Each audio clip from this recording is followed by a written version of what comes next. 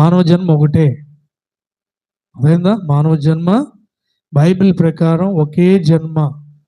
ఒకే జన్మలో మనం మార్పు చెందాలి. మన స్వభావాన్ని విడిచిపెట్టి, పాపపు స్వభావాన్ని విడిచిపెట్టి పరిశుద్ధ స్వభావాన్ని నువ్వు ధరించుకుని మార్పు చెందితేనే దేవుడు అంగీకరిస్తాడు. కేవలం ఆయన నమ్ముకుంటే అంగీకరిస్తారని ఎక్కడ కూడా బైబిల్లో ఎక్కడ కూడా చెప్పలేదు. ఎవరికి చెప్పాలి. అప్పుడు కూడా యేసుక్రీస్తు వారు చెప్పిన మాట మనం ధ్యానం చేస్తున్నాం. ఏమంటున్నాడు ఆయన?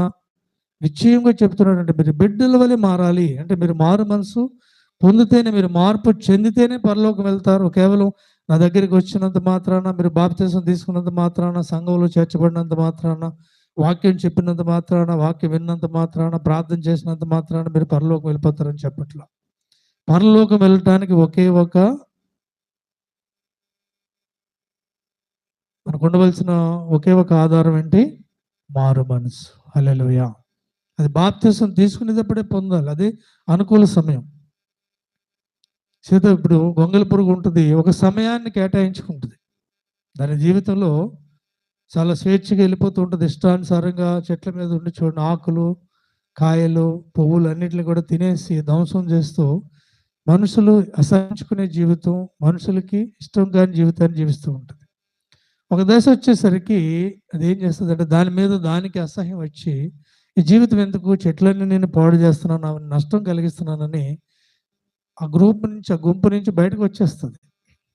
అక్కడ ఉండదు. చూసుకోండి, మన ఇంట్లోకి వస్తాయి చూసారా? మన ఇంట్లోకి వస్తాక మనకు హాని చేయడానికి కాదే వచ్చేది, అవి మార్పు చెందడానికి వస్తాయి. మన ఇళ్లలోకి వస్తాయి చూసారా? అవి చూసుకుని ఎక్కడైనా సన్ సైడ్ మీద ఉంటే గూళ్ళు కడుతూ ఉంటాయి. అవి మారకపోతే చెట్టు మీద ఉంటాయి. చెట్టు మీద ఇంకో చెట్టు మీదకి వెళ్తుంది తప్ప ఇంట్లోకి రాదు. ఇంట్లోకి వచ్చింది అంటే ఒక సురక్షితమైన స్థానాన్ని అది కోరుకుంటుందంటే మార్పు చెందటానికే వస్తుందని. అలా వచ్చి ఏం చేస్తుంది, ఒక్కొక్కటే వస్తాయి, గుంపులుగా రావు. ఒకటే వచ్చి ఏం చేస్తుంది అంటే ఆ గుంపు చెట్టు మీద ఉన్న గుంపు చెట్టు మీదే ఉంటుంది. ఒక గొంగళి పురుగు వేరుగా వచ్చి ఎక్కడో చోట సురక్షితమైన చోట్ల గూడు కట్టుకుని దాంట్లో ఉన్న కల్మషం అంతా తీసేస్తుంది. చూసుకోండి, ఊరికనే ఒక చోట వచ్చి కూర్చుంటే చితాకోక సిలుగ్గా మారిపోతుంది. చాలా కష్టపడుతుంది. గూడు కట్టుకుంటుంది. ముందు దాని శరీరంలో ఉన్న ముళ్ళు లాంటి పదార్థాలు అన్నీ తీసేసి, లోపల ఉన్నటువంటి పసర లాంటి పదార్థం కూడా తీసేసి, దాంతో శుభ్రంగా చుట్టూ గూడు కట్టుకుంటుంది. దారపు గూడులో కట్టి ఉంటుంది. చూసుకుని చాలా స్ట్రాంగ్గా ఉంటుంది గూడు. అది అందులోనే ఉంటుంది. మార్పు చెందేదాకా బయటకు రాదు. ఒక దశ వచ్చిన తర్వాత కొంతకాలం అది కష్టపడి తను తాను మార్చుకుని పూర్తిగా సీతాకోక సిలుగ్గా మారిన తర్వాత బయటకు వస్తుంది. ఆ గూడు బద్దలు కొట్టుకుని బయటకు వస్తుంది. అసలు మనం తెలియదు, అసలు ఆ జీవి ఈ జీవి ఒకటి అనుకో, వేరు జీవులుగా ఉంటాయి. గొంగళి పురుగు వేరే ఉంటుంది, మొక్కలు తింటుంది, దాని ముళ్ళుగా దాని శరీరం వేరే ఉంటుంది, ఇది మనం ముట్టుకున్న హాని చేసేదిగా ఉంటుంది. సీతాకోక సిలుక చాలా అందంగా ఉంటుంది, ఎగురుతూ ఉంటుంది, మొక్కలకి మేలు చేసేదిగా మారిపోతుంది. మొక్కలకి మేలు చేయకు పంటనిచ్చేదా మారిపోతుంది. అలాగే మనం కూడా దేవుడి దగ్గరికి వచ్చినప్పుడు మార్పు చెందాలి. అర్థమైందా? రైతుకి హాని చేసే స్థితి నుంచి రైతుకి మేలు చేసే స్థితికి గొంగళి పురుగు ఎలా సీతాకోక చిలుకగా మారిందో, మనం కూడా దేవుని నమ్ముకోకముందు సమాజానికి, కుటుంబానికి, మనకు మనం హాని చేసుకునే స్థితిలో ఉంటాం. ఎప్పుడైతే నువ్వు క్రైస్తవురాలుగా మారావో, ప్రభువు నమ్ముకున్నావో, అక్కడి నుంచి ఇతరులకి ఉపయోగకరంగా మన జీవితం మార్చబడాలి. ఉపయోగకరంగా మార్చబడాలంటే ఊరికనే మారిపోతుందా? మనల్ని మనం మార్చుకోవాలి. మనల్ని మనం మార్చుకోవాల్సిన వారమై ఉన్నాం. హల్లెలూయా. అర్థమైందా? మార్పు లేకుండా ఏమైనా ప్రయోజనం ఉందా? ఎంతకాలం ప్రభువుని వెంబడించినా కేవలం భక్తి చేస్తే, ఇన్ని సంవత్సరాలు భక్తి చేస్తే నేను పరలోకం తీసుకెళ్తానని దేవుడు చెప్తున్నాడా? మనం ఏం చెప్తాం? నీ కొరకు సేవ చేశాను, లేదా నీ కొరకు పరిచర్య చేశాను, నీ కొరకు ప్రార్థన చేశాను, భక్తి చేశానని చెప్తాను తప్ప నేను మారేను అని ఎవరైనా చెప్తున్నావా? ఇదిగో ప్రభు నేను మారేను అని ఎవరైనా చెప్తున్నావా? మరి మార్పు లేకపోతే ఏమైనా ప్రయోజనం ఉందా? ఒక దశలో గొంగళి పురుగు కనుక బయటకు వచ్చి మార్పు చెందకపోతే దాని జీవితం అంతమైపోతుంది. ఏమవుద్ది? అక్కడే ఉందనుకోండి, అలాగే ఉందనుకోండి, ఏమవుద్ది? మీకు కోపం వచ్చి అగ్ని పెట్టి వాటిని కాల్చేస్తారు. అవునా కదా? ఒక గుంపుగా ఉన్న చోట ఏం చేస్తారు? గొంగళి పురుగుల్ని ఎక్కువ మునగ చెట్ల మీద పడుతూ ఉంటాయి. కాల్చేస్తారు, చంపేస్తారు. అలాగే మన జీవితాన్ని గనక మార్చుకోకపోతే దేవుడు కూడా నరకానికి అప్పగిస్తాడు. మన జీవితం గనక మార్పు చెందకపోతే దేవుడిచ్చిన అనుకూల సమయం అంటే నువ్వు ప్రభువుని తెలుసుకున్నప్పుడే అనుకూల సమయం. ఇంకా ఏదో సంవత్సరాలు కాదు. ప్రభువుని తెలుసుకున్నప్పుడే. చూడండి, వెంటనే మన ప్రయత్నం ప్రారంభించాలి. వెంటనే. జక్కయ్య ఎప్పుడు ప్రారంభించాడు? ఆయన సమయం తీసుకున్నాడా? ఎప్పుడైతే ప్రభువును చూడాలని ఆశపడ్డాడు, ఆయన ఆశను బట్టి ఆయన ఇంటికి వెళ్ళాడు, ప్రభు బోధించాడు ఆయనకి, వెంటనే మార్పు చెందాడు. వెంటనే మార్పు చెందాడు. వెంటనే మార్పు చెందితే దేవుడు ఏం ప్రకటించాడు అక్కడ? నేడు ఈ ఇంటికి రక్షణ వచ్చింది. అంతే, ఇక్కడతో అయిపోలేదు. అయిపోయిందా? ఈ వ్యక్తి పరలోకి వెళ్ళిపోతాడు అన్నాడా? నేడు ఇంటికి రక్షణ వచ్చింది. రక్షణ అనుభవంలోకి వ్యక్తులు వచ్చారు. రక్షణ అనుభవాన్ని వీళ్ళు ప్రారంభించారు. ఎప్పుడు చెప్పాడు ఆయన రక్షణ అనుభవం అనేది? మార్పు ప్రారంభమైన తర్వాత ఆయన ప్రకటించిన మాట ఏంటంటే రక్షణ. ఈరోజు మనం ఏం చెప్తున్నాం? బాప్తిసం తీసేసుకుంటే నాకు రక్షణ వచ్చేసింది, నేను పరలోకి వెళ్ళిపోతాను. ఇంకెవరైనా బాప్తిసం తీసుకునే వాళ్ళు ఉంటే మీరు కూడా తీసేసుకోండి, వెళ్ళిపోతాం. అలా చెప్పాడా? మార్పు లేకపోతే ఎటువంటి ప్రయోజనం లేదు. అర్థమైందా? మార్పు లేకుండా గొంగళి పురుగు ఇంట్లోకి వచ్చి తిరిగితే మనం ఊరుకుంటామా? ఊరుకోం కదా, అంగీకరిస్తామా? మరి దేవుడు ఎందుకు అంగీకరిస్తున్నాడు ఇంకా మనల్ని? ఎన్ని సంవత్సరాలు మనం ఇంకా మన కష్టంగా ఉన్న గొంగళి పురుగుల్లోనే బతుకుతున్నాం సంఘంలో. దేవుడు ఎందుకు ఊపడుతున్నాడు? ఇంకా మారుతారు దేవుడు అవకాశం ఇస్తున్నాడు. ఇంకా మారుతారని అవకాశం ఇస్తున్నాడు. నా మాట కష్టంగా ఉంటే మీకు ఏదన్నా మేము మారిపోయామన్న వాళ్ళు ఎవరైనా ఉంటే చేసి చూపించండి. నేను సీతాకోక సిలుకలు వండేది. సీతాకోక సిలుకలోనే కనపడుతుంది. గొంగళ పురుగులో కనపడుతుంది. దేన్ని బట్టి? వాటి స్వభావం, వాటి అలవాట్లు, వాటి రూపం బట్టి అవి కనపడుతూ ఉంటాయి. అర్థమైందా? దేవుని బిడ్డలు కూడా మార్పు చెందిన వారు మార్పు చెందినట్టుగానే కనపడతారు. మన వయసుని బట్టో, మనకున్న తెలివితేటలను బట్టో, మనకున్న జ్ఞానాన్ని బట్టో, మనకున్న ఆస్తిపాస్తులను బట్టో, మనకున్న శక్తిని బట్టో వచ్చేది కాదు అది. అర్థమైందా? వాటిని బట్టి మనకు వచ్చేది కాదు. మారిన మనిషిని కానీ గుర్తిస్తారు ఎవరైనా. సీతాకోకలను గుర్తిస్తారు. దాంట్లో ఉన్న గొంగళ పురుగుని చూస్తారా? మరి ఇంకా మనలో ఇంకా లోపాలు చూస్తుంది లోకం అంటే మనం మారినట్ట. మరి ఏం చేయాలి? మారాలి. మారకపోతే ఎటువంటి ప్రయోజనం లేదు. గుర్తుపెట్టుకోండి. సంటి బిడ్డల వలె. ఏం చెప్పాడు ఆయన ఉదాహరణ? ఏమన్నా చిన్ని బిడ్డలు చిన్ని బిడ్డలు, పసి బిడ్డలు ఎలా అయితే ఉంటారో ఏమీ తెలియని స్థితిలో, అలా ఉంటే ఆయన అంగీకరిస్తాడు. అలా ఉంటేనే పరలోకం తీసుకెళ్తాడు. మనం ఏం చేస్తున్నాం? ఇక్కడ ఉన్న తాత్కాలిక జీవితం కోసం మార్పు చెందడానికి చాలా మంది ఇష్టపడట్లేదు. చాలా మంది ఈరోజు క్రైస్తవులు ఏంటంటే మార్పు చెందడానికి ఎట్టి పరిస్థితుల్లో ఇష్టపడట్లేదు. లోకంతో పోల్చుకొని జీవిస్తున్నారు. లోకంతో పోల్చుకొని జీవించడానికి కాదు మనల్ని ఇక్కడ చేర్చింది. సంఘంలో చేర్చింది మార్పు కోసమే. పరిశుద్ధాత్మనిచ్చింది మార్పు కోసమే. ఈ క్రమాలు ఏర్పాటు చేసింది దేవుడు మార్పు కోసమే. మీకు ఒక ప్రత్యేకమైన సంఘ సహవాసాన్ని ఏర్పాటు చేసింది మార్పు కోసమే. అర్థమైందా?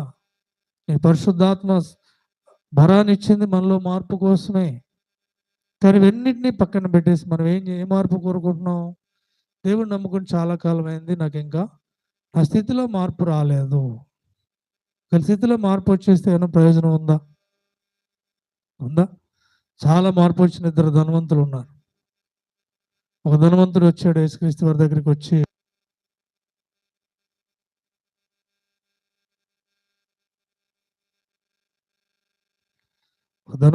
యేసుక్రీస్తు వారి దగ్గరికి అడిగాడు, నిత్య జీవానికి వారసులు అవ్వాలంటే నేను ఏం చేయాలి? ఏమడిగాడు ఆయన?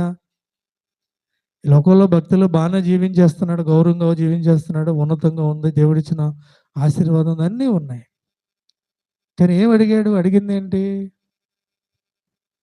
నిత్య జీవం, పరలోకం వెళ్ళాలంటే ఏం చేయాలి అని అడిగాడు. ఏమడిగాడు? ఏం చెప్పాడు యేసుక్రీస్తు వారు? నీకున్న ఆస్తినంతా కూడా అమ్మి బీదలకిచ్చి నన్ను వెంబడించుము. కరెక్ట్‌గానే చెప్పాడు ఆయన. ఏం కోరుకున్నాడు యేసుక్రీస్తు వారు? మార్పు కోరుకున్నాడు. మార్పు రావాలి. నీకున్న ఆశీర్వాదాన్ని బట్టి లోకపరమైన ఆశీర్వాదాలే నువ్వు కోరుకుంటున్నావు. పరలోక ఆశీర్వాదం రావాలంటే లోకపరమైన ఆశీర్వాదాన్ని నువ్వు విడిచిపెట్టాలి.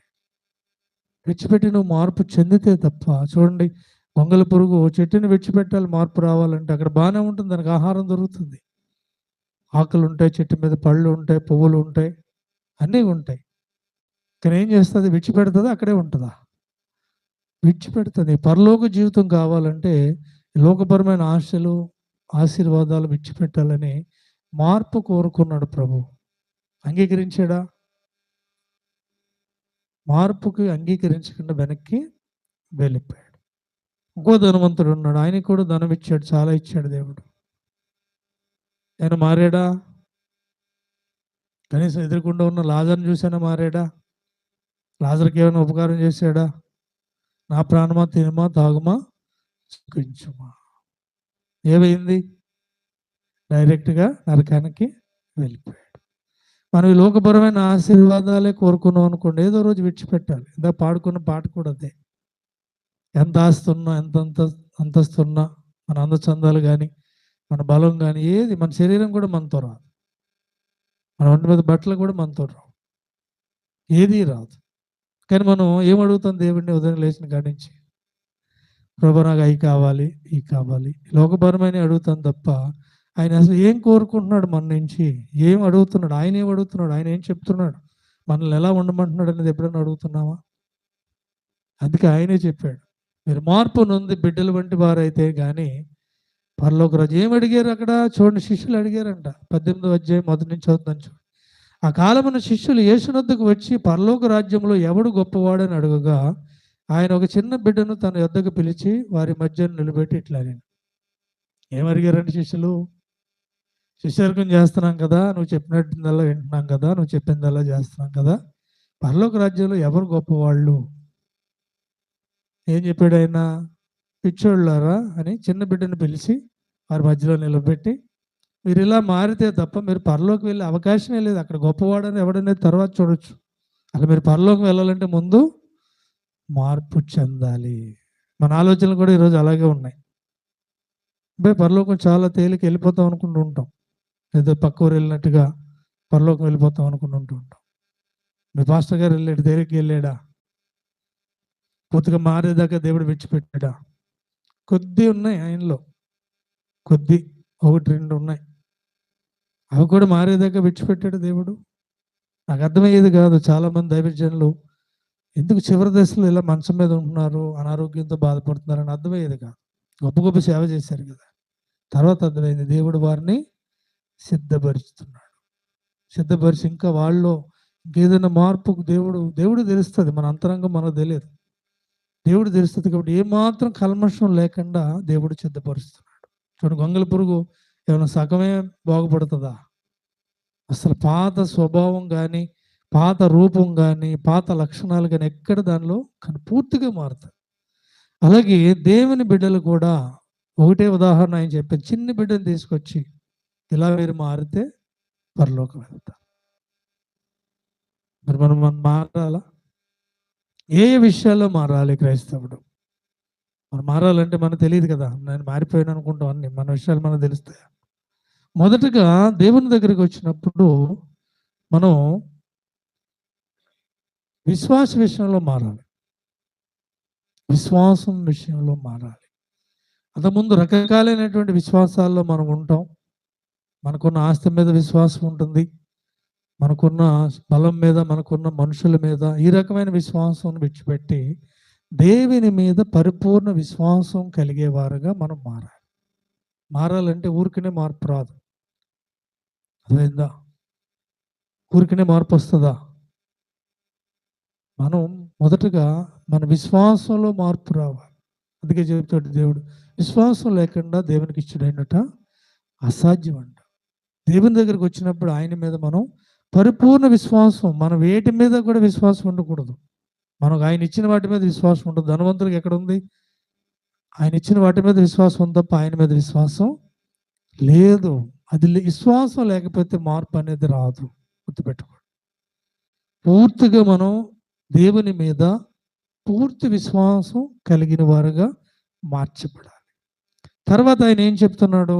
రెండవది, ప్రేమ విషయంలో మనం మార్పు చెందాలి. అప్పటి వరకు మనం ఎలా ఉంటాం? మనల్ని మనం ప్రేమించుకుంటాం. మన బంధువుల్లో, మన స్నేహితుల్లో, మనకున్న ఆస్తిపాస్తుల్లో మనమనే స్వార్థమైన ప్రేమలో మనం ఉంటాం. కానీ దేవుడి దగ్గరికి వచ్చినప్పుడు ఏం చెప్తున్నాడు? ఆయన ఆజ్ఞలు పూర్ణ ఆత్మతో, పూర్ణ మనసుతో, పూర్ణ బలముతో నీ దేవుణ్ణి ప్రేమించాలి. పరిపూర్ణంగా దేవుని ప్రేమించేవారుగా ఉండాలి. రెండవదిగా సాటి మనిషిని కూడా మన వలె, మనల్ని మనం ఎలాగైతే ఇష్టపడతామో అలాగే ఇతరులు కూడా ప్రేమించేవారుగా మార్చబడాలి. అర్థమైందా? ఆజ్ఞల విషయంలో మనం మార్చబడాలి. ఆయన ఏం చెప్పాడు అదే మనం చేయవలసిన మార్పు అంటే. చూడండి, తర్వాత చూడండి, గలతీ పత్రిక 5వ అధ్యాయం 19వ వచనంలో మనం చూసినట్లయితే, శరీరాశలను విడిచిపెట్టి ఆత్మ ఫలాలు పొందుకునే వారంగా మనం మార్చబడాలి.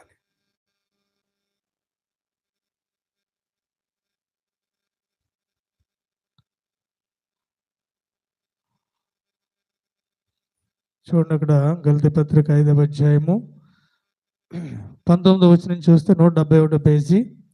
శరీర కార్యాలు స్పష్టమైనవే వేయనగా జారత్వము, అపవిత్రత, కాముకత్వం, విగ్రహారాధన, అభిచారము, ద్వేషములు, కలహములు, మత్సరములు, క్రోధములు, కక్షలు, భేదములు, విమతములు, అసూయ, మత్తతులు, అల్లరితో కూడిన ఆటపాట్లు మొదలైనవి.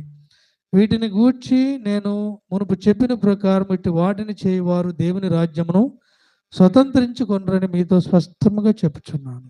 ఇవి ఉన్న వాళ్ళు పరలోకం వెళ్ళరండి. అర్థమైందా? ఇవన్నీ కూడా లిస్ట్ ఎందుకు చెప్తున్నానంటే, మనలో ఏమున్నాయో మనం చూసుకోం.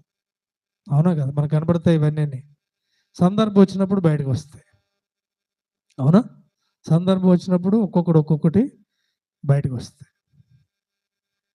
ఇవన్నీ కూడా వీటిలో ఏది ఉన్నా పరలోక రాజ్యం వెళ్ళవండి. ఇవన్నీ కూడా తీసివేసి మార్పు చెందాలి. గొంగళి పురుగు ఎలాగైతే తనలో ఉన్న ముళ్ళ వంటి పదార్థాన్ని ఎలాగైతే తీసేస్తుందో, తనలో ఉన్న కఠినత్వం, చెట్లను పాడు చేసే స్వభావాన్ని ఎలాగైతే తీసేస్తుందో, దాంట్లో పనికిరాని పదార్థాలు ఎలాగైతే తీసేస్తుందో, మనం కూడా ఈ పనికి రానివిగా ఉన్నాయి వీటిని తీసివేయాలి. రేటిని ధరించుకోవాలి. 22వ వచనం చదువుతున్నా. ఆత్మఫలం ఏమనగా ప్రేమ, సంతోషము, సమాధానము, దీర్ఘశాంతము, దయాలుత్వము, మంచితనము, విశ్వాసము, సాత్వికము, ఆశా నిగ్రహము. ఇట్టి వాటికి విరోధమైన నియమం ఏదీ లేదు. క్రీస్తు యేసు సంబంధులు శరీరమును దాని ఇచ్చలతోనూ దురాశలతోనూ సిలువ వేసి ఉన్నారు. అర్థమైందా? శరీర కార్యాలను విడిచిపెట్టి ఆత్మ ఫలాలు ధరించుకునే వారంగా మనం మార్పు చెందాలి. క్రైస్తవుడు. అర్థమైందా? చితకోకసిలకి ఏం చేస్తుంది?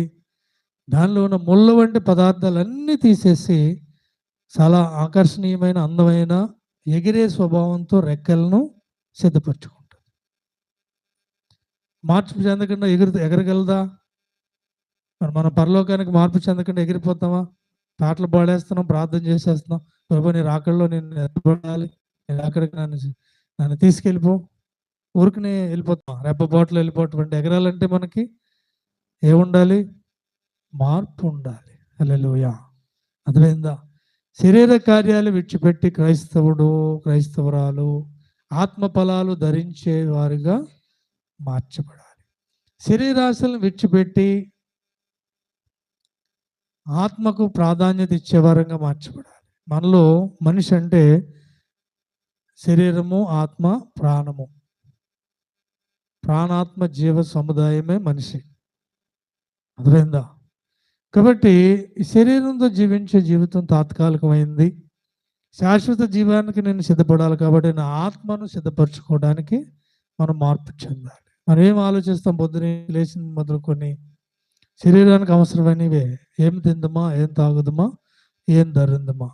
కానీ ఎలా మార్చబడాలి? మన ఆత్మను సిద్ధపరచుకోవాలి. గొంగళి పురుగు స్వభావం చాలా ఉంటుంది. అది మనం కనుక స్టడీ చేస్తే దాంట్లో ఉన్నటువంటి మరొక జీవిని అది గుర్తించింది కాబట్టి మార్పు చెందుతుంది. అర్థమైందా? నేను గొంగళ పురుగుగా పుట్టాను, గొంగళ పురుగుగానే చచ్చిపోతాను అనుకుందనుకో, వస్తదా? ఏం గుర్తించింది అది? నేను సీతాకోకచిలుకగా కూడా మారగలిగినటువంటి భాగ్యాన్ని దేవుడు ఇచ్చాడు. నాలో ఇంకొక స్వభావం ఉంది, ఇంకొక రూపం ఉంది. నాలో సీతాకోకచిలుక రూపం దాగి ఉంది. నేను ఆ జీవితానికి వెళ్ళాలి అని ఏం చేస్తుంది? శరీరకరమైన గొంగళ పురుగు జీవితానికి స్వస్తి చెప్పి, లోపల సీతాకోకచిలుక జీవితానికి ప్రాధాన్యత ఇచ్చి ఒక సురక్షితమైన స్థలానికి వచ్చి అది గూడు కట్టుకుని దాంట్లో ఉండి పూర్తిగా మార్చబడిన తర్వాత బయటకు వస్తుంది. అలాగే క్రైస్తవుడు గుర్తించవలసింది ఏంటంటే, చాలామంది ఇప్పుడు కూడా మనం పరిగెట్టేది ఎక్కడికి పరిగెడుతున్నాం? శరీరపరమైన స్వస్థతల కోసం, అద్భుతాల కోసమే క్రైస్తవులు పరిగెడుతున్నారు తప్ప ఆత్మ సంబంధమైన జీవితం కోసం ఎవరు పరిగెట్టలేం. శరీరపరమైన స్వస్థతలు కూడా దేవుడిస్తాడు. యేసుక్రీస్తు వారు వాటి కొరకు కూడా సిలువ మీద దెబ్బలు తిన్నాడు. ఆయన పొందిన దెబ్బల వల్ల మనకి స్వస్థత లభిస్తుంది. అంతవరకేనా? మన పాపాలు క్షమించి పరలోకానికి చేర్చడానికి లోకానికి వచ్చాడు ఆయన. అర్థమైంది? మనలో ఇంకా ఆత్మీయ జీవితం ఉంది, శాశ్వత జీవితం ఉంది, ఆత్మకు ఉంది జీవితం. గుడ్డు అనుకుంటుందంట. గుడ్డు 2 జన్మలు, గుడ్డు దశ, పక్షి దశ. అర్థమైందా? గుడ్డు ఏమనుకుంటుందంట, ఇదే జీవితం నాది, చాలా సురక్షితంగా ఉంది. ఎన్నాళ్ళు ఉంటుంది? 1 నెల ఉంటుంది, 20 రోజులు ఉంటుందో పోనీ, అంతేనా? కానీ పక్షిగా మార్చబడిన తర్వాత తెలుస్తుందంట, అయ్యో ఎంత ప్రపంచం ఉందా, శాశ్వత. గుడ్డు జీవితం ఎంత? 20 రోజులు ఉంటుంది. పక్షి జీవితం ఎంత? చాలా కాలం. ఒక్కొక్క పక్షి ఒక్కొక్క కొంత కాలం జీవిస్తుంది. విత్తన జీవితం ఎంత? విత్తన దశ ఉంది, వృక్ష దశ ఉంది. విత్తన దశ ఎంత ఉంటుంది? ఎంతకాలం ఉంటుంది విత్తనం? మనం అన్ని రకాల కెమికల్ వేస్తే 1 సంవత్సరమో 2 సంవత్సరాలు ఉంటాయేమో, రకరకాల కెమికల్ వేస్తే. అంతే కదా, గింజలు, విత్తనాలు అంటే మనం తినే గింజలు. అది మొక్కగా మార్చబడితే ఎంతకాలం ఉంటుంది? చాలా ఎక్కువ కాలం ఉంటుంది. మనిషి కూడా ఎంతవరకు ఆలోచిస్తాడంటే, ఈ జీవితం మట్టికి ఆలోచిస్తే దేవుడి దగ్గరికి వచ్చిన వాళ్ళు ఒక మాట రాయబడింది, మనకంటే దౌర్భాగ్యులు ఇంకొకరు లేరంట. దౌర్భాగ్యుడు అంటే అవకాశం ఉండి కూడా పాటు చేసుకున్నవాడు. మూర్ఖుడు అంటే చెప్తే విననివాడు, చెప్పేవారు లేకపోయేవాడు దురదృష్టవంతుడు, చెప్పితే కూడా విననివాడు మూర్ఖుడు. అదేనా? మనకు అవకాశం ఉండి కూడా కోల్పోయేవాడు దౌర్భాగ్యుడు. అదేందా? మనం గనక యేసుక్రీస్తు వారి దగ్గరికి వచ్చి నాకు ఈ లోకపరమైనవే కనుక మనం అడుగుతూ ఉంటే రోజు, మనకంటే దౌర్భాగ్యులు ఇంకొకళ్ళు లేరు. మనం ఏం అడుగుతున్నాం ప్రతిరోజు? గుడ్డులాగే, గింజ జీవితంలాగే జీవిస్తున్నాం, మనం గొంగళ పురుగులాగే జీవిస్తున్నాం. కానీ మనలో ఉన్న ఆత్మను రక్షించుకోవాలి. గుర్తుపెట్టుకోండి, మనిషి అంటే కేవలం శరీరము ప్రాణమే కాదు, ఆత్మ ఉంది. ఆత్మకు శాశ్వత జీవాన్ని దేవుడు సిద్ధపరిచాడు. దాని గురించి ఇక్కడ యేసుక్రీస్తు వారు తన శిష్యులకు స్పష్టంగా చెప్పాడు. మీరు బిడ్డలు వంటి వారు అయితే తప్ప, చిన్న బిడ్డను నిలబెట్టి బిడ్డలుగా మీరు మార్చబడితే తప్ప పరలోక రాజ్యంలో ప్రవేశింపరని నిశ్చయంగా ఖచ్చితంగా చెప్పాడు యేసుక్రీస్తు వారు. ఎక్కడ చెప్పినా అదైందా? మనలో ఉన్న ఆత్మీయ జీవితాన్ని ప్రాధాన్యత ఇవ్వాలి. ఇక్కడే ఆత్మ కొరకు మనం పంటను సిద్ధపరచుకోవాలి. ఏ విత్తుతాడో నరుడు అదే పంట కోస్తాడు. శరీరం సంబంధించిన పంటే విత్తేవనుకో, క్షయమైన పంట ఒకరోజు మనం విడిచి వెళ్ళాలి, ఈ పంట అంతా విడిచిపెట్టి వెళ్ళాలి. కానీ అక్షయమైన పంట, శాశ్వతమైన పంట నువ్వు కొయ్యాలంటే ఏం చేయాలి? ఇక్కడే నువ్వు బ్రతుకున్నప్పుడే నువ్వు ఆత్మీయ జీవితానికి అవసరమైన అన్నీ కూడా సమకూర్చుకోవాలి. హల్లెలూయా. అర్థమైందా? శరీర సంబంధమైన జీవితం నుంచి ఆత్మ సంబంధమైన జీవితానికి మార్పు చెందాలి. ఇంకా చూడండి, ఇంకేమున్నాయి మార్పు చెందవలసినవి? ఆశల విషయంలో కూడా లోకాశలను విడిచిపెట్టి పరలోకాశలు కలిగి ఉండాలి. హల్లెలూయా. ఏ ఆశలు విడిచిపెట్టాలి? లోకాశలు విడిచిపెట్టేయాలి. అదే చెప్పాడు ధనవంతుడికి యేసుక్రీస్తు వారు. ఈ ధనం మీద నీ ఆశ ఉంది, ధనం మీద నీ విశ్వాసం ఉంది, అది నువ్వు ఒకరోజు విడిచిపెట్టాలి. ఈరోజే దాన్ని విడిచిపెట్టేసి నువ్వు నన్ను వెంబడించమన్నాడు. హల్లెలూయా. అర్థమైందా? లోకాశలు విడిచిపెట్టి పరలోకాశలు కలిగి ఉండాలి. ఇంకా చూడండి, నిరీక్షణ విషయంలో కూడా మార్పు చెందాలి. నిరీక్షణ మనం వేటి కోసం నిరీక్షిస్తాం? ఈ లోకంలో ఉన్న వాటి కొరకే నిరీక్షిస్తూ ఉంటాం. రేపు ఏ విధంగా ఆదాయం వస్తుందా? రేపు ఏ విధంగా మాకు ఆహారం వస్తుందో, ఏ విధంగా ఈ నిరీక్షణ ఇస్తాం. కానీ క్రైస్తవుడికి ఒక ప్రత్యేకమైన నిరీక్షణ ఉంది. ఆ నిరీక్షణ ఏంటి? ఏ నిరీక్షణ? పరలోక నిరీక్షణ. ఎలాగ నిరీక్షించాలి మనం? ఒకవేళ ఆయన రాకడ ముందు వస్తే మనం సిద్ధపడి ఎత్తబడేవారుగా నిరీక్షించాలి. ఒకవేళ మనం ముందు పోతే ఆయన దగ్గరికి వెళ్ళి నిలబడే వారంగా. ఏ రకంగా నిలబడాలి? ధైర్యం కలిగి, సిగ్గుపడుతూ నిలబడకూడదు. ధైర్యం కలిగి పౌలు చెప్తున్నాడు, నా విశ్వాసాన్ని కాపాడుకుంటేనే నా పరుగు కడముట్టించుతిని. నా కొరకు కిరీటం సిద్ధపరచబడి ఉంది. కిరీటం పెట్టుకుని వారు ఎలా నిలబడతారు చెప్పి? సిగ్గుపడతారా? చాలా ధైర్యంగా, చాలా సంతోషంగా నిలబడతారు. అది మన నిరీక్షణ. ప్రత్యేకమైన నిరీక్షణ ఉండాలి. మనం ఏం నిరీక్షిస్తాం? ఇప్పుడే రాకడ వచ్చింది అనుకోండి, ఏం చెప్పండి మన పరిస్థితి? పాటలు పాడేస్తాం కదా, కడబోరు వినపడితే. ఏ రకరకాల పాటలు ఉన్నాయి కదా. ఇప్పుడే రాకడ వచ్చింది అనుకోండి, ఏం చెప్తాను చెప్పండి? రాకడికి అప్పుడు ఇప్పుడైనా సమయం లేదు. ఎవరికీ తెలియదు పలానా సమయంలో వస్తుంది. మరి మనలో నిరీక్షణ ఉందా? ప్రత్యేకమైన నిరీక్షణ ఉందా? మన నిరీక్షణ ఏంటి? ఈరోజు దేవుడు ఇంకా కార్యం చేయలేదు, నేను ప్రార్థన చేశాను ఒక అవసరత మీద, అవన్నీ లోకపరమైనయే. ప్రభు ఈరోజు నీ రాకడ వస్తే నా పరిస్థితి ఏంటనేది ఎప్పుడైనా మనం ఆలోచించామా? మనకు ఆ నిరీక్షణ ఉందా? ఒకవేళ మనం ప్రాణం పోతే, ప్రాణం ఎప్పుడు పోతుందనో గ్యారంటీ ఉందా? చాలా స్పష్టంగా చెప్పాడు దేవుడు. నీటి బుడగ అలా వెళ్తుంది. ఎంతసేపు ఉండదు చెప్పండి? ఎప్పుడు పేలుతుందో మనకు తెలియదు. గడ్డి పువ్వు ఎప్పుడు వాలిపోద్దో మనకే తెలియదు. అర్థమైందా? కాబట్టి మనం ప్రత్యేకమైన నిరీక్షణలో మార్పు చెందాలి. మనం ఎదురు చూడటం, దేవుడు ఇంకా నా జీవితంలో ఆశీర్వాదాలు ఇవ్వలేదు, కార్యాలు చేయలేదు, ఇవన్నీ కాదు. అవన్నీ దేవుడు చేస్తాడు. ముందు ఏమైనా వెతకమంటున్నాడు ఆయన? మొదట నా రాజ్యమును నా నీతిని వెతికితే మీకు ఏం కావాలో అయ్యే వస్తాయి అంటున్నాడు. ముందు ఏమి వెతకాలి? ఆయన రాజ్యంలో మనం ప్రవేశించడానికి ముందుగా మనం సిద్ధపడాలి. అర్థమైందా? ఏం వెతకాలి? మనం ఏం వెతుకుతున్నాం? మన నిరీక్షణ ఎక్కడుంది? ఈ విషయం మీద ప్రార్థన చేశాను, దేవుడు ఇంకా చేయలేదు. అవన్నీ చేస్తాడంట. నువ్వు మార్పు చెందితే అవన్నీ నీ దగ్గరికి వాటంతట అవే వస్తాయి. అవన్నీ నీ దగ్గరికి అవే వస్తాయి. మంగళపురికి రెక్కలు ఎక్కడి నుంచి వస్తాయండి? ఎక్కడి నుంచి వస్తాయి చెప్పండి? తనకు తాను ఏమైనా తెచ్చుకుంటుందా? ఎక్కడైనా తెచ్చుకోగలదా? అసలు ముందు ఆకారానికి తర్వాత రూపానికి ఏమైనా సంబంధం ఉంటుందా? ఆకారం ఎక్కడైనా పోలుకుంటుందా? మరి ఎవరిచ్చారు? మార్పు చెందాలని ఎప్పుడైతే ప్రయత్నించిందో దేవుడు జీవికి రెండవ జీవితాన్ని ఇచ్చాడు. అర్థమైందా? ఈరోజు మనలో ఉన్న లోపం ఏంటంటే మార్పు చెందాలనే ప్రయత్నమే మనం చేయట్లేదు. మార్పు చెందాలనే ప్రయత్నమే మనం చేయట్లేదు. రెండవ జీవితం దేవుడు ఇస్తాడు. మనం మార్పు చెందాలి, అన్నీ ఆయనే చేస్తాడు. మార్పు చెందాలనే ఆశ నీలో ఉంటే, జక్కేలో మార్పు చెందాలని ఆశ ఉంది కాబట్టి ఆయన కూడా వెళ్ళాడు. ఆయన అక్కడ చాలామంది ఉన్నారు, ఎక్కువ మంది ఉన్నారు కదా అని అక్కడ ప్రసంగం చేసేలేదు. జక్కేని వెతుక్కుంటూ ఆయన ఇంటికి వెళ్ళాడు. సమరయ స్త్రీని వెతుక్కుంటూ ఆయన వెళ్ళాడు. ఏ సమయానికి ఆమె బావి దగ్గరికి వస్తుందో ఆమెకు సువార్త చెప్పడానికి, ఆమెలో మార్పు చెందే లక్షణం ఉంది కాబట్టి ఆమెను వెతుక్కుంటే మనం చాలా తక్కువగా లెక్కేస్తాం. చాలా తక్కువగా మనం వాళ్ళు పాపలు, వీళ్ళు పాపలు, వాళ్ళు నాకంటే పెద్ద పాపలు అనుకుంటాం. కాదు, అసలు పాప ఎవడో తెలుసా? మార్పు లేనివాడే పాపి. చిన్న తప్పైనా సరే నీలో మార్పు లేదనుకో, నువ్వే పాపి. హత్య చేసిన వాడైనా మార్పు చెందాడు అనుకో, దేవుడు అతన్ని క్షమిస్తాడు. దేవుడు కోరుకునేది ఏంటంటే పాపం చేయని వాడు ఎవరైనా ఉన్నారా? మనం ఏం చేస్తాం చెప్పండి? సంఘంలో చేర్చినప్పుడే మనం నీతిమంతులుగా మార్చుకున్నట్టు, పరిశుద్ధులుగా మారిపోయినట్టుగా మనం అందరినీ చూస్తూ ఉంటాం. వాళ్ళెవ్వరూ కాదు. దౌర్భాగ్యులు ఎవరు? మనమే. అదే ఎవరిని మార్చాలని దేవుడు ఆశపడుతున్నాడు? మనల్నే. లోకాన్ని కాదు. అందరికీ లేదు ఈ అవకాశం.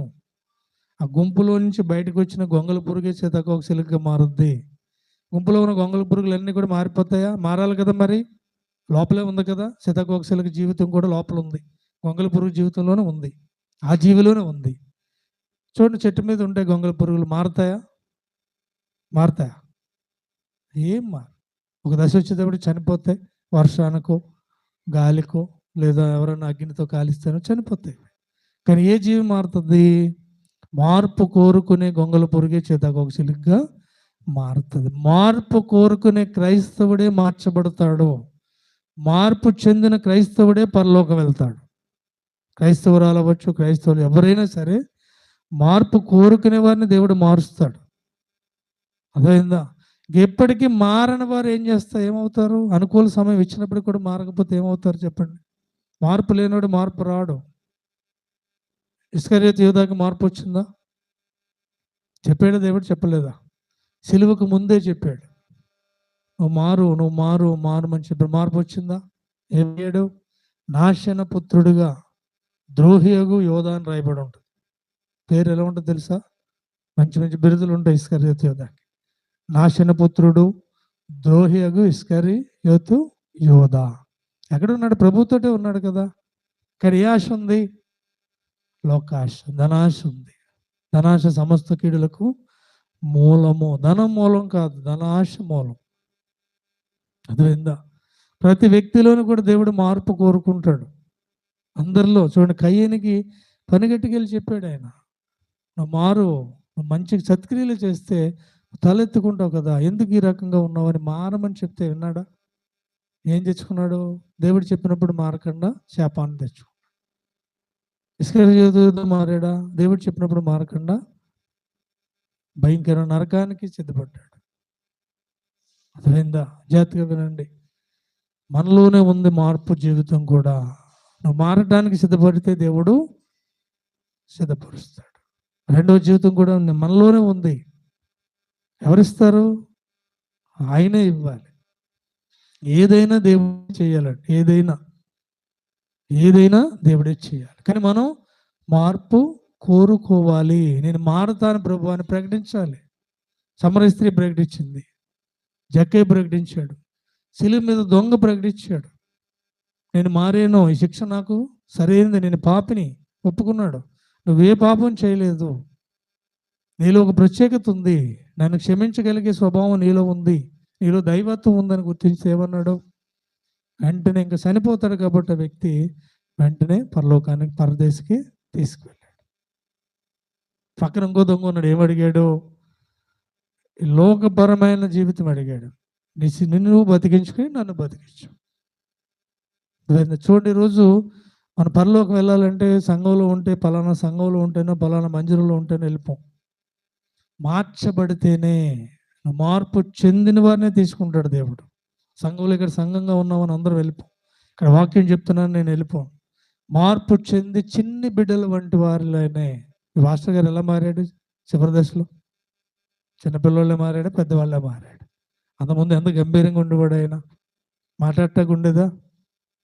ఎలా మారిపోయాడు ఆయన చివరి దశలో? చిన్న పిల్లవాళ్ళలాగా. చిన్న పిల్లవాడు ఎలా ఉంటాడు కోపం లేకుండా, అలా మారిపోయి దేవుడు మార్చి తీసుకెళ్ళి. ఎవరు మార్చారు? దేవుడే మారుస్తాడు. మరి ఎలా మారాలి మనం? ఏ విషయాల్లో మారాలనేది కొన్ని విషయాల్లో మీకు చెప్పాను. మరి ఇంకా ఎలా ఎలా ఎలా మారాలి? మనం మార్పు చెందాలంటే ముందు మనం మార్పు కోరుకోవాలి. మీరు కోరుకోకుండా మార్పు రాదు. గొంగళి పురుగు కోరుకుని ఒక సురక్షిత స్థలానికి వస్తుంది, లేదంటే దాంట్లో మార్పు రాదు, మిగిలిన వాటిలో రాదు. మారినప్పుడు ఎవరిస్తారు నీకు రెండవ జీవితాన్ని? దేవుడే ఇస్తాడు. ఎలా వస్తుంది చూడండి, మార్పు అనేది ఏ రకంగా, ఏ అంశాల్లో వస్తుంది అనేది చూడండి. దేవుని వాక్యం ద్వారా మార్పు వస్తుంది మనలో. అర్థమైందా? మార్పు అనేది ఎలా వస్తుంది? విశ్వాసం పెరగాలంటే ఏం చేస్తుంది? విశ్వాసం పెరుగుతుంది వినుట వలన. ఎవరిని గూర్చి వినాలి? యేసుక్రీస్తు వారిని గూర్చి వినటం వలన విశ్వాసం పెరుగుతుంది. దేవుని వాక్యం వినటం ద్వారా మనలో మార్పు వస్తుంది. ఇక వాక్య ప్రకటన కూడా ఊరికనే కాదు, సువార్త చాలిపోద్ది మనకి ఒకవేళ మనం నీతిమంతులం అయితే. వాక్యం ఎందుకు ప్రకటించబడుతుంది? మనం ఏ ఏ విషయాల్లో మారాలో మనకు తెలియజేస్తుంది వాక్యం. అర్థమైందా? ఒక్కొక్క రోజు ఒక్కొక్క అంశం ఎందుకు ప్రకటించబడితే ఊరికనే కాదు, మనం ఏ విషయాల్లో మార్పు చెందాలో ఆ విషయాలు మనకు దేవుడు వాక్యం ద్వారా తెలియజేస్తాడు. వాక్యాన్ని వింటే వచ్చేస్తుందా మార్పు? వాక్యాన్ని విని అంగీకరించి మన హృదయాల్లో భద్రపరుచుకొని వాక్యానుసారంగా జీవించినప్పుడు మార్పు వస్తుంది. హల్లెలూయా. అది వింటే వచ్చేస్తుందా? తిరిగి వెళ్ళిపోయిన ధనవంతుడు కూడా యేసుక్రీస్తు వారు చెప్పిన వాక్యం విన్నాడు.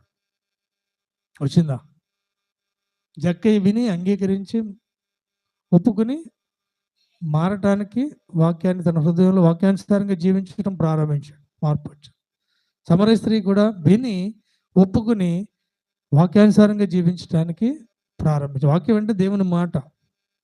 యేసుక్రీస్తు వారు మాట్లాడారు, ఆమె తప్పేంటో చెప్పాడు, అంగీకరించింది. మరి ఈరోజు మనం వాక్యాన్ని అంగీకరించాలంటే ఎలా వస్తుంది చెప్పండి? వాక్యాన్ని అంగీకరించి వాక్యానుసారంగా జీవిస్తే మనలో మార్పు వస్తుంది. రెండవదిగా చూడండి, ప్రార్థన ద్వారా మార్పు వస్తుంది. ప్రార్థన ద్వారా మార్పు ఎలా వస్తుంది? మనం చేసే ప్రార్థన చేసేస్తే మార్పు రాదు. యేసుక్రీస్తు వారు చెప్పిన పరలోక ప్రార్థన చేయాలి. ఎక్కడుంది? ఏ ప్రార్థన అది? ఈ లోక ప్రార్థన కాదు, పరలోక అంశాల గురించి ప్రార్థన చేయాలి. నీ పరలోకానికి నన్ను సిద్ధపరచు ప్రభువా ప్రార్థన చేయాలి. ఇంకో ప్రార్థన ఏముంది? అంగీకరించే ప్రార్థన. సుంకర ప్రార్థన అంగీకరించబడింది. ఏ ప్రార్థన అది? మన తప్పులు ఒప్పుకునే ప్రార్థన. అర్థమైందా? బైబిల్లో మనం ఏ ప్రార్థన పడితే ఆ ప్రార్థన మనం చేసేస్తే అయిపోతుంది. ఏ ప్రార్థన చేయాలి? మన పాపాలు ఒప్పుకునే ప్రార్థన దేవుడు అంగీకరిస్తాడు. ఇగో ప్రభువులు నాలో ఈ లోపాలు. దావీదు కూడా చేశాడు. దావీదు కూడా తన పాపాలు ఒప్పుకుంటూ ప్రార్థన చేసిన మరి కీర్తనలు చదువుకుంటే తెలుస్తుంది. అందుకని హృదయానుసారుడు అన్నాడు దావీదుని దేవుడు. ఏ ప్రార్థన చేయాలి మనం? మనలో ఉన్న లోపాలు ఒప్పుకుంటాం. మనం ఎదుటి వాళ్ళలో ఉన్న పాపాలు చూపిస్తూ ఉంటాం. అవునా కదా? ఎదుటి వాళ్ళలో ఉన్న లోపాలు చూపిస్తూ ఉంటాం. కానీ ఆ ప్రార్థన పనిచేయదు.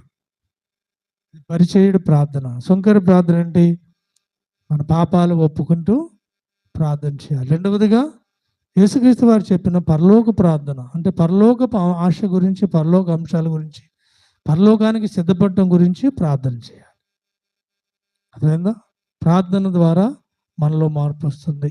మూడవదిగా పరిశుద్ధాత్మ ద్వారా మార్పు వస్తుంది. పరిశుద్ధాత్మ ద్వారా. దేవుడు ఎందుకు ఇచ్చాడు మనల్ని పరిశుద్ధాత్మను? మనం కూడా చెప్పాం కదా, మన మనుష్యాత్మకి లోకపరమైన అంశాలే తప్ప పరలోకపరమైన అంశాలు అర్థం కావు. కాబట్టి నీకు ఆత్మ సంబంధమైన అంశాలు అర్థం అవ్వటానికి, నీ ఆత్మీయ జీవితం బలపడటానికి, నేను పరలోకానికి సిద్ధపరచడానికి పరిశుద్ధాత్మను మనకి ఇచ్చాడు. ఇంకా ఏ విషయాల కోసం ఇచ్చాడు దేవుడు పరిశుద్ధాత్మను? నీతిని గురించి, పాపమును గురించి ఒప్పించటానికి. నీలో నీతి ఎంత ఉందో, నీలో పాపం ఎంత ఉందో పరిశుద్ధాత్మ దేవుడు మనల్ని ఒప్పింప చేస్తాడు. ఇంకా చూడండి, అపవాది శోధనను జయించడానికి పరిశుద్ధాత్మను ఇచ్చాడు. లోకంలో మనల్ని అపవాది ఏం చేస్తుందంటే లోకాంశాలను చూపించి మనల్ని బలహీనపరచాలని, మార్పు లేకుండా ప్రయత్నించేవాడు కూడా ఉన్నాడు సాతానుడు. మనం ఏం చేయాలి? ఈ లోకంలో ఉన్నవానికంటే మీలో ఉన్నవాడు బలవంతుడు. పరిశుద్ధాత్మ శక్తి ద్వారా అపవాది శోధనను, అపవాది ఆలోచనలు మనం జయించగలగాలి. చూడండి, రోమపత్రికలో పౌలు కూడా చెప్తాడు.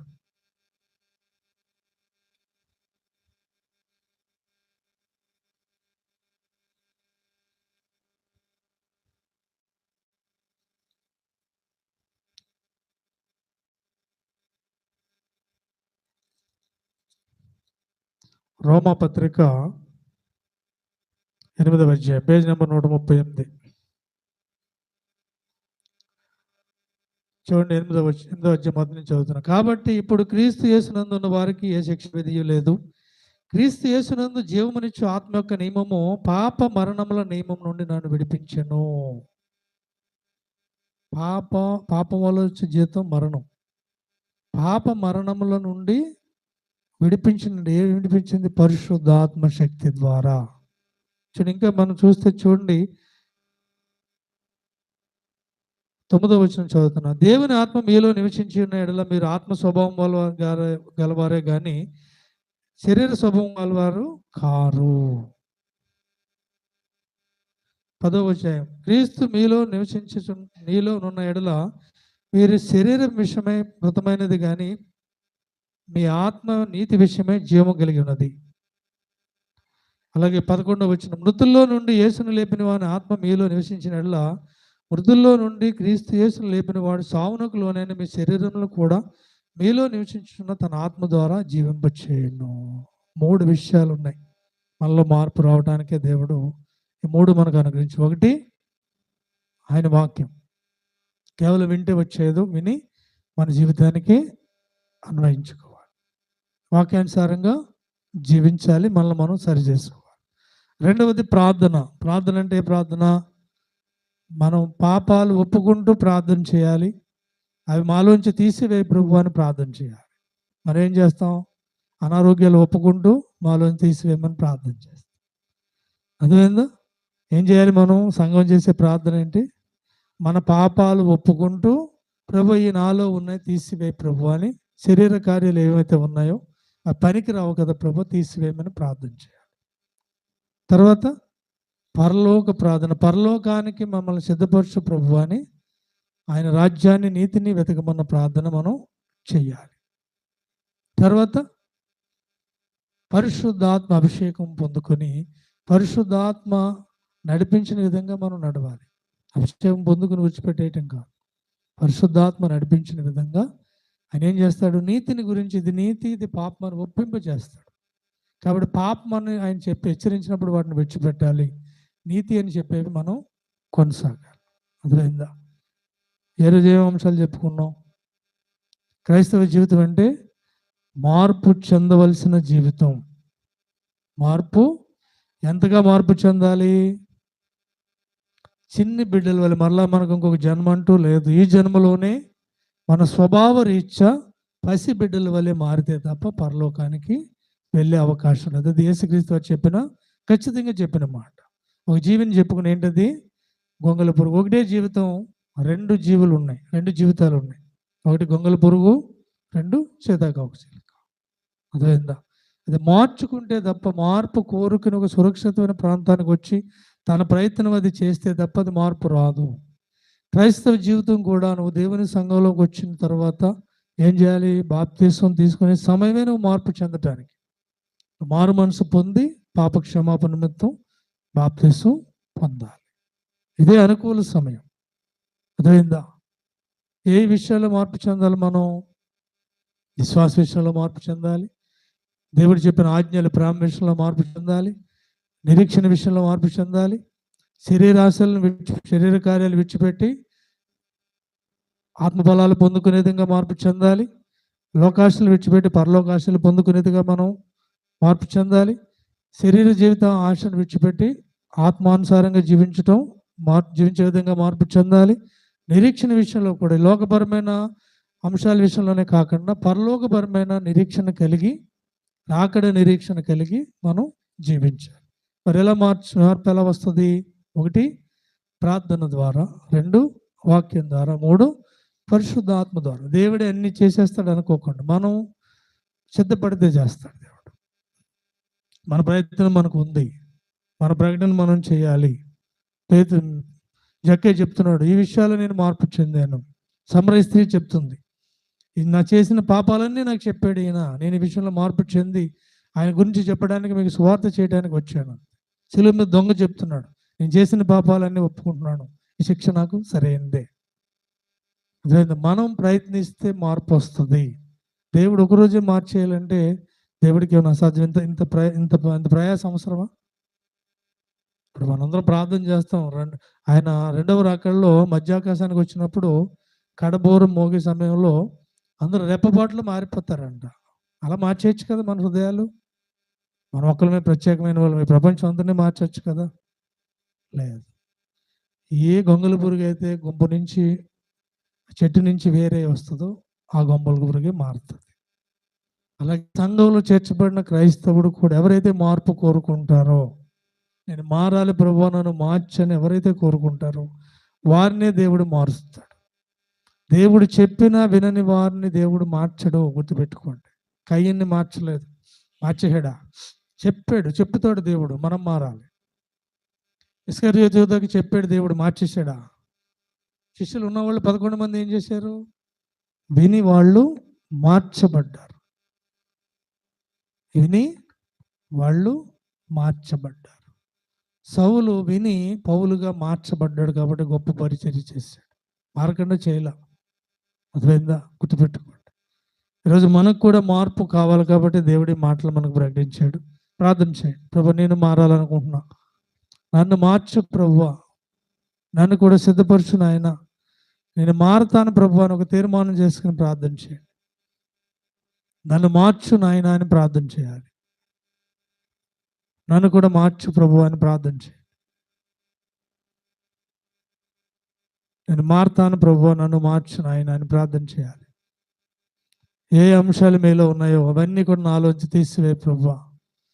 ఇంకా గొంగళ పురుగు స్వభావమే నేను ధరించుకుని జీవిస్తున్నానేమో, పాపపు స్వభావంలోనే నేను జీవిస్తున్నాను ప్రభు. నాలో ఉన్న ఆత్మ స్వభావాన్ని నేను ధరించుకోవాలయ్యా. నీ వంటి పరిశుద్ధ స్వభావం నాకు అనుగ్రహించు ప్రభు.